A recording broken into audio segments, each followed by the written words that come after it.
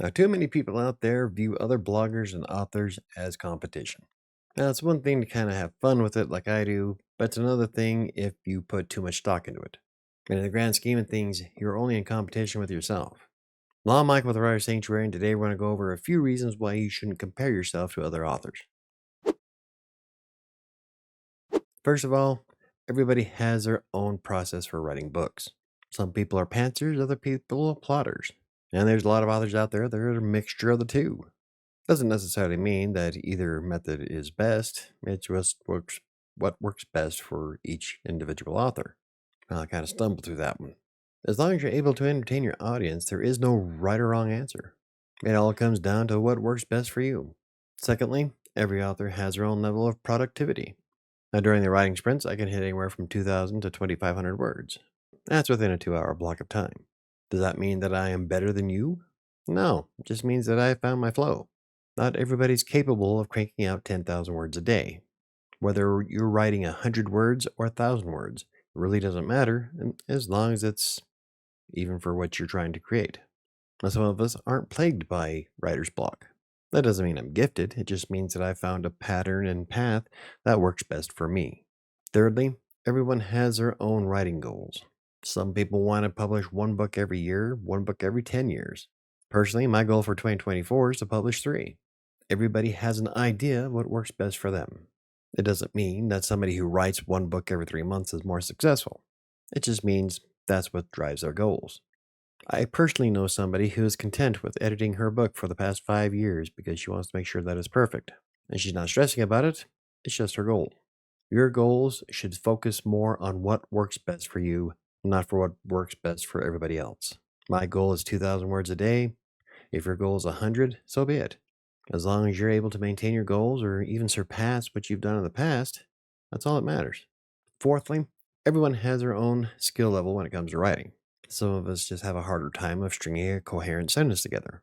Hell, even some of my stories I've had to go back and make some major changes to. And one of the reasons why I'm able to write so fast throughout the day is because I do have a lot of other skills that contribute to that. These are things I've been working on since I was 9 years old. Just because you can't keep up doesn't mean you suck.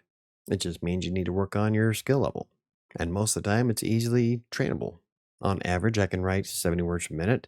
I often take speed typing tests online just to make sure that I'm still up to par for myself. There's all kinds of ways that you can add to your skill. For example, take my first year freelancing. Back in 2012, I had no idea what AP style English was, let alone being able to blog with SEO in mind. But I wound up spending a lot of time researching everything I could in Google. I went through videos on YouTube. I spent a great deal of time perfecting my skill set. And in 2013, I was able to quit my full time job at the school district, not that that was difficult, and start writing full time. My point is that working on your skills contributes greatly to your success. Don't judge yourself based on what somebody else has been doing for the past 10 years. Another aspect to consider is that every one of us has our own life situations. We all have different stresses that we have to deal with every day. Some of us have small kids in the house that requires a great deal of our attention. Some of us have clients that we have to appease before we can get started on all the fun stuff. And then there are days where the chaos reigns supreme and you wind up having to drive halfway across Colorado because your daughter smashed into somebody else's car. My point is that there's a lot of things that are going to affect your ability to write on any given day. You can't compare your life situations to somebody else's because they're going to live a completely different life than your own. Some people can live as vagabonds and seem ultra productive. Not everybody wants to live that lifestyle. My point is that don't compare yourself to how somebody else writes because of things that could be affecting their life. And lastly, every one of us has our own audience to please. Now, sure, there is some overlap, but your fans are going to consist of different people than other authors in the same genre. That took me 7 tries to get out. Now, that's because a lot of readers will follow certain authors just because of the style of how they write. For instance, I know a lot of horror lovers who don't like Stephen King's style. Now, it's okay to idolize and appreciate another author because of these traits. However, you shouldn't compare your situation to that of another author. For example, I often say how I can outwrite Stephen King word for word. Now, this is based on King's own excerpt from his book on writing that he only writes around 2,000 words a day. I usually write 2,000 words before lunch. But in reality, I know that there's a massive difference between Stephen King and myself. For one thing, he doesn't blog or write content for clients. Secondly, the quality of work between Stephen King and myself is night and day. At the end of the day, I don't truly compare myself to Stephen King. We have much different lives, styles, and audience types. It's still fun to say that I can outright Stephen King, but I know that he'll always be on another playing field for me.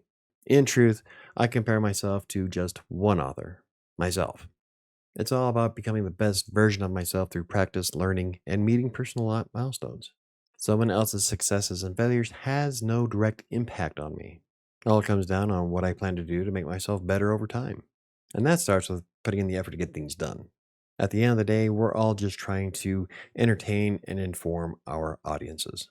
Instead of viewing other authors as competition, view them as peers. You never know what you'll learn or who you'll meet along the way.